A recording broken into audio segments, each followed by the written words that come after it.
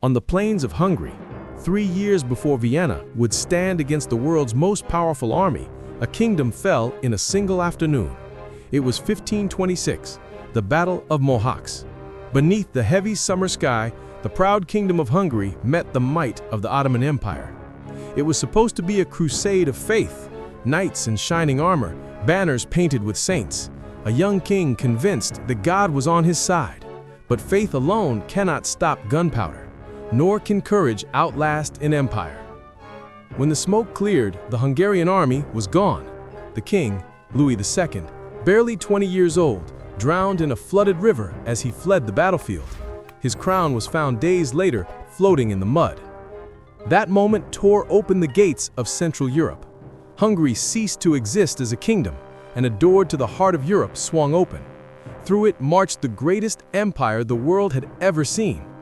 From the east came the Ottomans, an unstoppable tide of soldiers, banners, and ambition.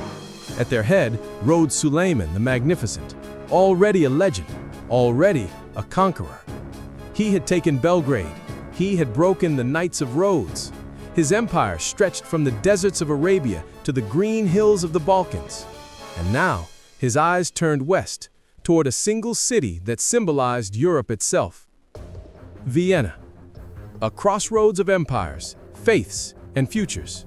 The key to the continent.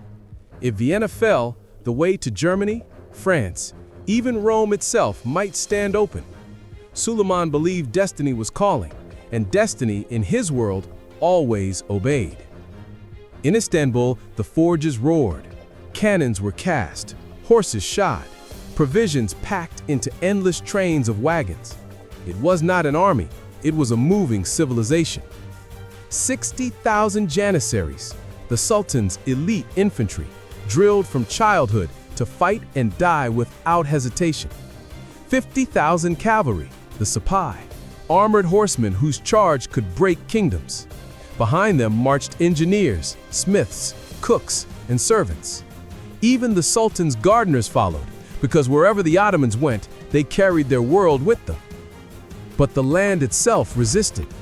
When they marched in the spring of 1529, snow still clung to the mountains.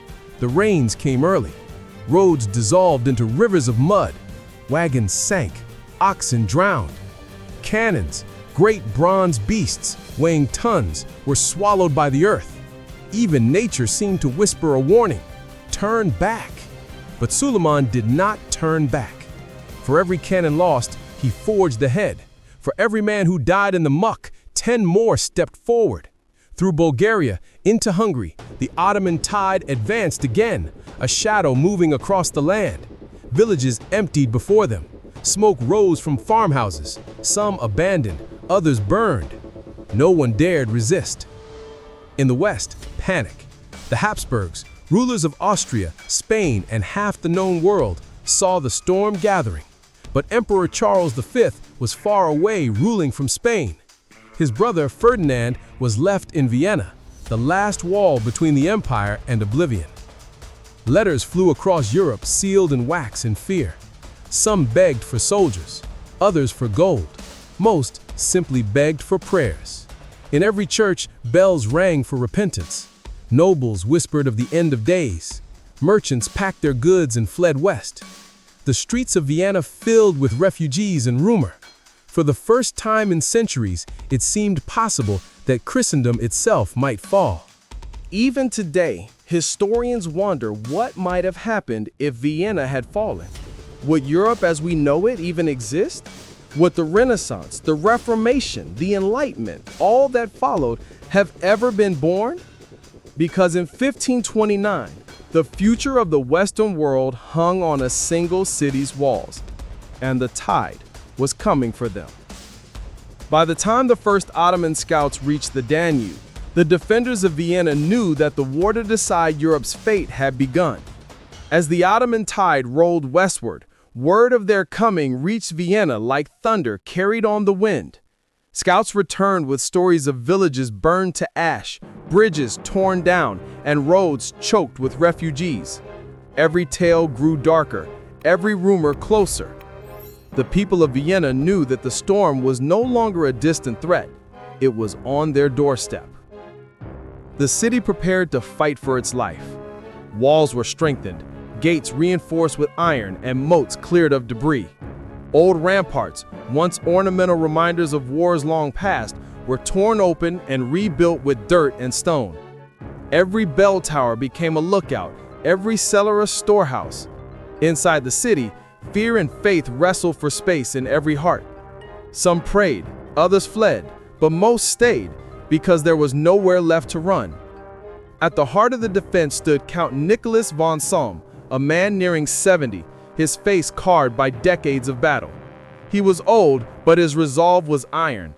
He had seen empires rise and fall, kings crowned and executed, and now, in the twilight of his years, he faced the greatest army the world had ever known. Beside him stood Wilhelm van Raggendorf, another veteran hardened by war. Together, they commanded barely 20,000 soldiers, townsmen, peasants, and a handful of foreign volunteers. Against them marched more than 150,000 Ottomans.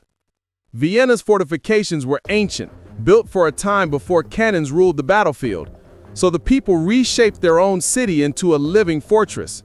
Earth was dug from gardens and piled into ramparts. Stone houses were dismantled to build barricades. Every church bell in the city was melted down to make bullets. Women carried baskets of dirt to the walls. Children hauled stones. Priests walked among them, blessing the barricades with trembling hands. By early autumn, Vienna no longer looked like a city. It looked like a scar.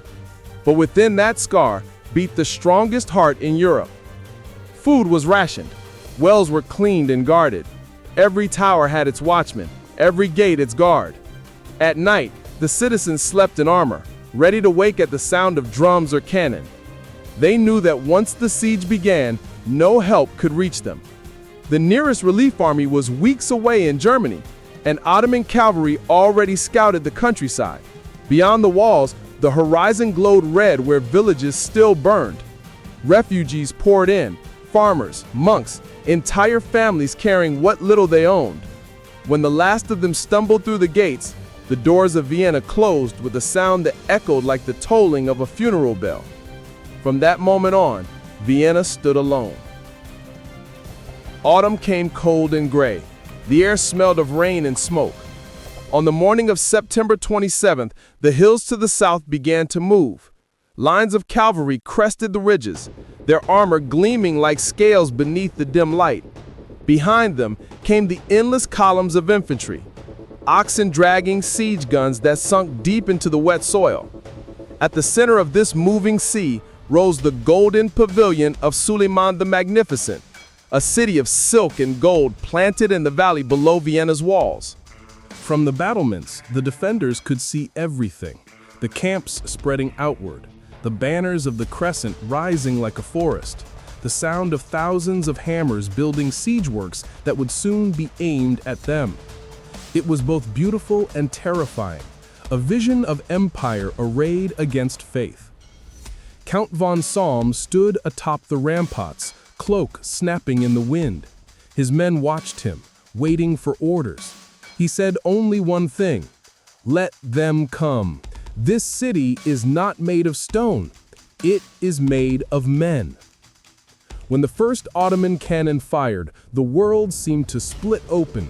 Stone shattered, dust filled the air, and the defenders realized that the storm had finally arrived. For 5 centuries, no force had dared to strike so deep into Europe.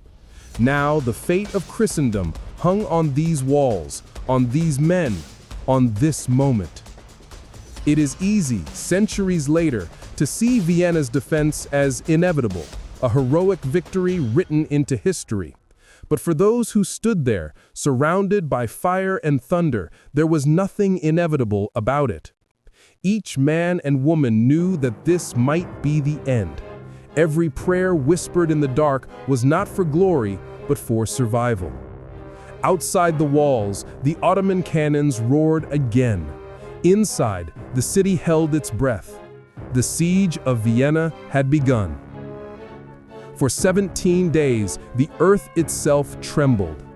cannon after cannon unleashed iron and fire upon Vienna's walls, and each detonation sent shockwaves rolling through the city like the footsteps of giants. The air was thick with smoke, the ground soaked in rain and blood.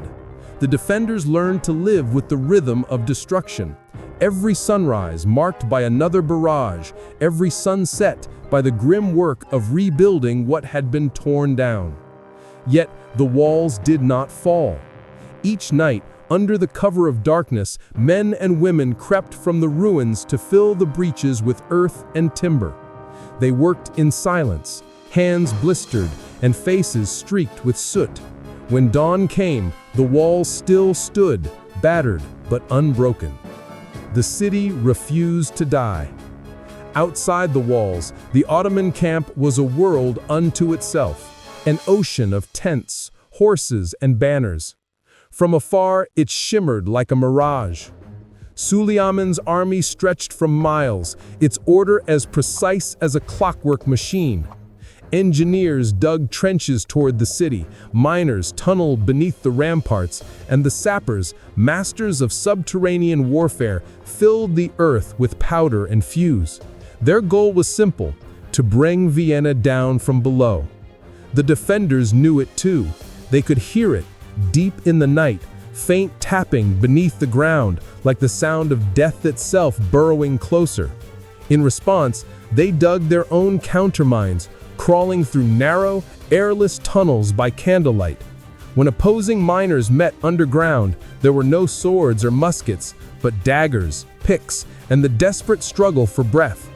It was a war fought in the dark, unseen, but every bit as brutal as the battles above.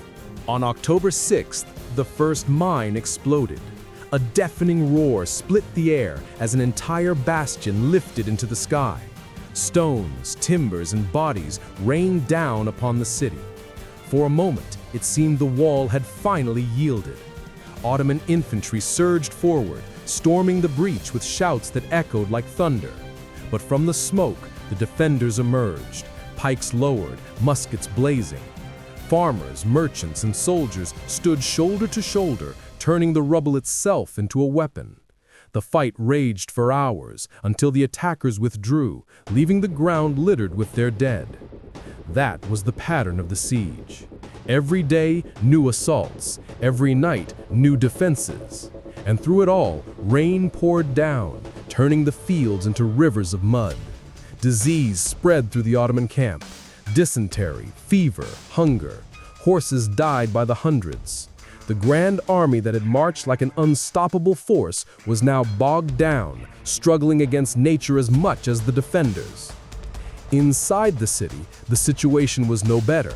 Supplies dwindled, bread was rationed to crumbs, powder and lead ran scarce.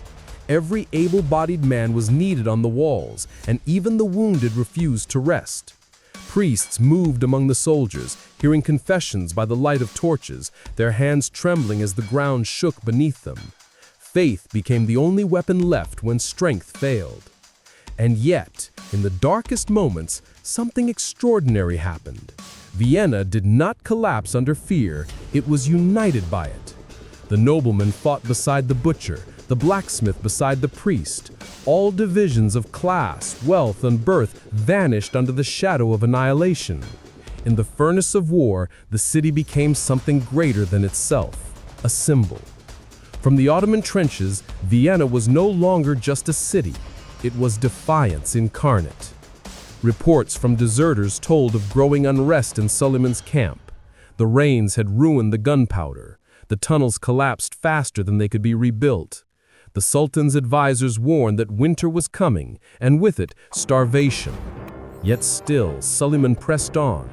He could not retreat without victory, not after marching halfway across Europe, not after the blood already spilled. By mid-October, the final assault was prepared. Every gun, every soldier, every reserve was to be thrown against the city in one last push. The Ottoman banners rose high, their drums rolling like thunder across the plains. Inside the walls, Count von Salm knew what was coming. he gathered his men, exhausted and hollow-eyed, and spoke with the calm of a man who had already made peace with death. "Tomorrow," he said, "we will face the storm. But remember this, we are not fighting for glory, nor for empire. We fight for our homes, for our children, for the right to stand free upon this earth." That night, no one slept. Some prayed, others sharpened their blades.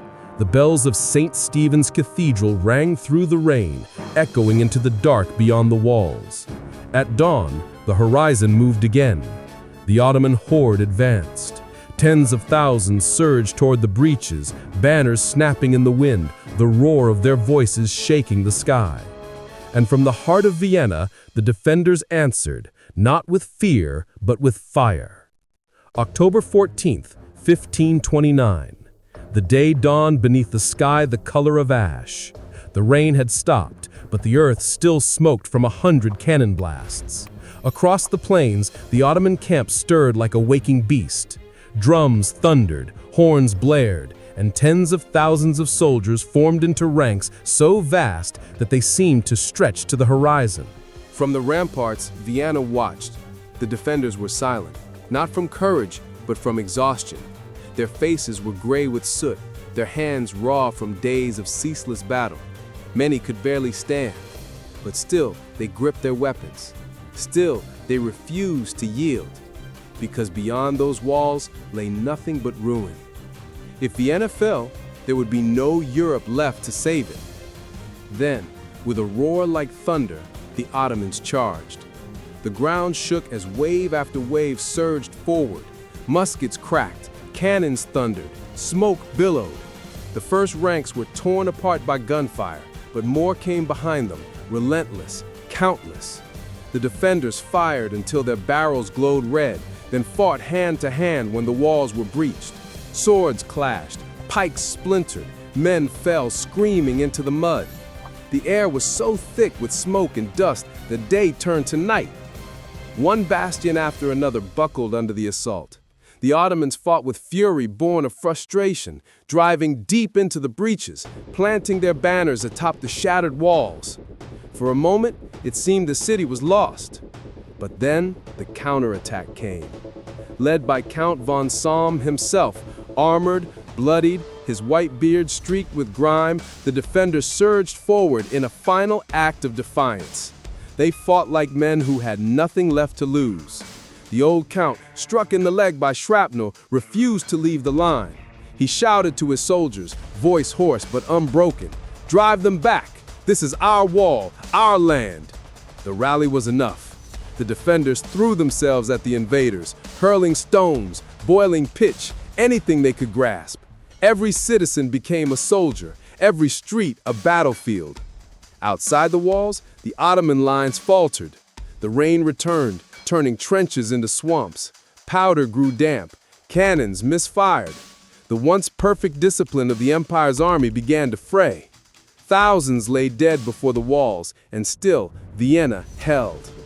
Then, as dusk fell, the assault collapsed. The Ottoman troops, exhausted, starving, and drowning in mud, began to retreat. Suleiman watched from his golden pavilion, silent.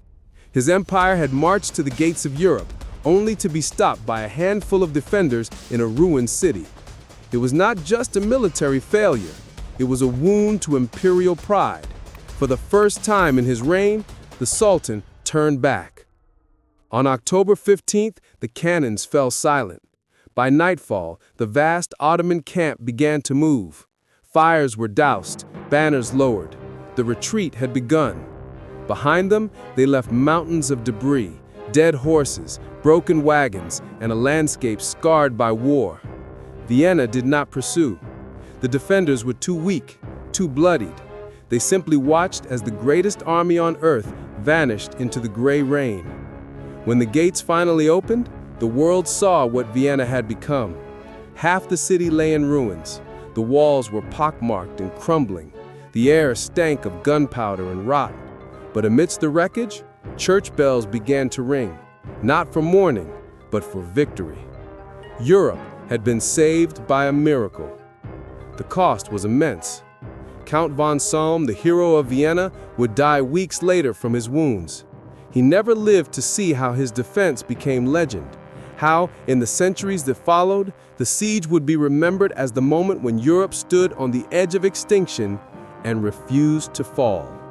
But history rarely ends cleanly. For Suleiman, Vienna was not the end, it was a pause. He would return in later years to challenge the Habsburgs again, though never with such momentum, never with such power. The empire's expansion into Central Europe had reached its limit. And yet, beyond the military outcome, something deeper had shifted. For the first time, the Christian states of Europe saw what unity could achieve. Rival princes, kingdoms, and faiths realized that survival demanded cooperation. In defending Vienna, they had defended each other. The city's battered walls had become a symbol, not just of resistance, but of identity. Looking back now, from the lens of the modern world, it's easy to underestimate what that meant. Vienna's defense wasn't only about religion, empire, or territory. It was about endurance, about the stubborn human instinct to hold the line when everything seems lost. Every generation faces its own siege in one form or another. For Vienna, it was steel and fire. For us, it might be disinformation, division, or despair. But the lesson remains unchanged. A civilization survives not by the strength of its walls, but by the courage of those within them. As the sun rose over the ruined city, the survivors stood among the rubble, their faces lit by a pale dawn. Smoke drifted over the fields where thousands had fallen. The bells of St. Stephen's rang again, solemn and clear. For the first time in weeks, Vienna heard silence, and in that silence, hope. When the last echo of cannon fire faded and the smoke drifted east, Europe exhaled for the first time in months. The siege of Vienna had ended, not with conquest, but with endurance. What remained of the city was little more than ash and stone, but within those ruins was something greater than walls or weapons. The birth of legend. The victory of 1529 marked a turning point, not just for Austria, not just for Christendom, but for civilization itself. For over a century, the Ottoman Empire had seemed unstoppable. Its armies sweeping across continents, its banners casting long shadows over empires old and new. Constantinople, Belgrade, Buda, all had fallen. And when Vienna stood next in line, few believed it could survive. Yet it did. And that single act of resistance changed the course of history. In the years that followed, Vienna's defense became a rallying cry. Songs were written, sermons preached, monuments raised. Across Europe, stories spread of how 20,000 souls had defied an army 10 times their size. It was more than a tale of war. It was a myth of endurance, of how civilization itself had looked into the abyss and refused to blink. But history is never so clean, never so simple. The Ottoman retreat did not end the conflict. Wars would rage for generations, borders would shift, alliances crumble, empires rise and fall. The second siege of Vienna would come a century and a half later, even greater in scale. Yet every soldier who fought in that later war marched under the memory of this one, the year 1529, when the world held its breath. And for Suleiman the Magnificent, the sting never faded. He had led one of the most formidable forces in history, and yet a small, rain-drenched city had denied him victory. His empire would continue to expand elsewhere, yes, but never again so far into the European heartland. Vienna had drawn a line across the map of the world, and that line would hold for centuries. Even now, 500 years later, you can still walk the streets of Vienna and find the traces of that autumn. Some of the city's oldest stones bear the scars of cannonballs. Beneath churches and cellars, the remnants of tunnels, those dark, desperate mines, still snake through the earth. And if you stand by the old walls at dawn, when the city is quiet, you might imagine the sound of drums in the distance. You might feel the tremor of history beneath your feet. What makes the siege of Vienna so haunting is not just its violence, it's the fragile humanity beneath it. Thousands of men on both sides died for causes they barely understood. The defenders, terrified but unyielding. The invaders, hungry, sick, and far from home. Empires speak in the language of conquest, but history remembers the faces of individuals. The blacksmith who refused to abandon his post, the priest who carried powder to the wall, the old general who led until he fell. It's tempting, centuries later, to turn these moments into myth, to see them as inevitable victories of good over evil. But reality is messier and more meaningful. Vienna did not survive because of destiny. It survived because of will, because ordinary people refused to break. And maybe that's what still resonates today, because the siege never truly ends. It just changes form. In every era, something tests the strength of human resolve. War, tyranny, misinformation, fear. Every generation faces its own walls to defend. And the question that Vienna forces us to ask is timeless. When the storm comes for us, will we stand together or fall apart? That is why this story still matters. Not as a relic of medieval warfare, but as a mirror. A reminder that the difference between survival and collapse often lies not in numbers or weapons, but in conviction. The bells of Vienna have long since fallen silent. The cannons rust. The battlefield is green again. But the echo remains. A whisper from the past carried across 5 centuries. Hold the line. Stand your ground. Even when the world burns around you. Because sometimes the greatest victories in history are not the ones won by conquest, but the ones earned by endurance.